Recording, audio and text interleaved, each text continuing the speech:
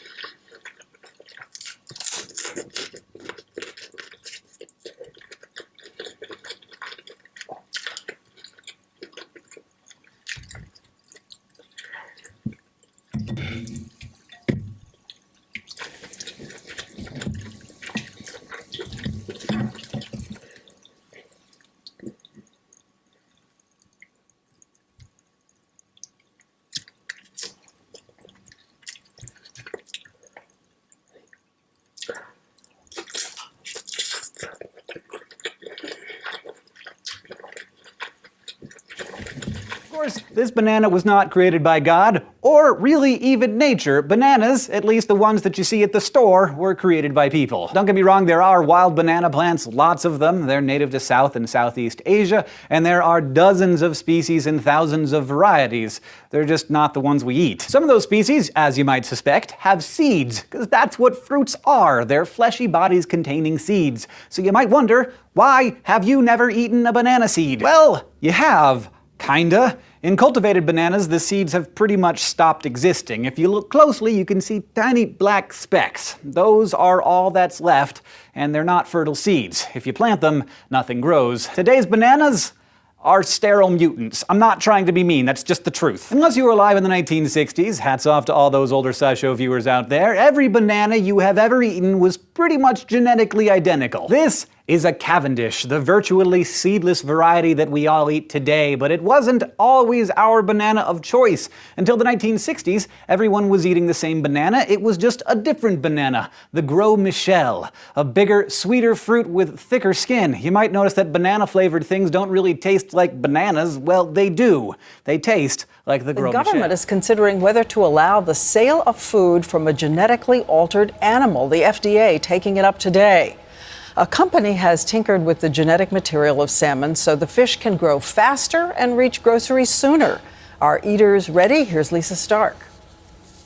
It looks like any other salmon, but opponents call it Frankenfish and hope to keep it off your dinner plate. Here's the difference. Both these fish are 18 months old, but the larger genetically engineered Aqua Advantage salmon grows twice as fast as the regular salmon. This is the first genetically engineered animal that would be introduced to the food supply. So it's a big deal. Atlantic salmon grows in fits and starts, but scientists found that adding genetic material from a Pacific salmon and an eel-like fish helps them grow round the clock. This fish is indistinguishable from the traditional foods. How can you say it's indistinguishable, though, when it clearly has a different genetic makeup than an Atlantic salmon? But it tastes the same, it looks the same, and the biology is exactly the same. FDA scientists today agreed. Aqua Advantage salmon is Atlantic salmon, and food from Aqua Advantage salmon is as safe as food from other Atlantic salmon. Still, critics claim more studies are needed on how the fish might affect humans and the environment. For instance, what happens if these altered fish somehow make it out into the wild? Would they breed with native salmon? Would they crowd out the wild fish? The company insists there are safeguards. They're all sterile and they're raised in physically contained facilities. But opponents say there's no guarantee all the fish will be sterile.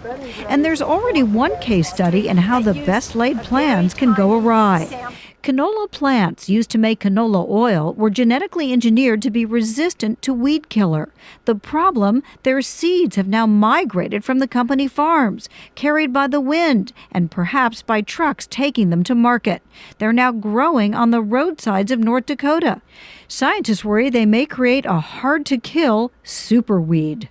As for the genetically altered salmon, one question still on the table: will folks eat it? And will they even know what they're eating?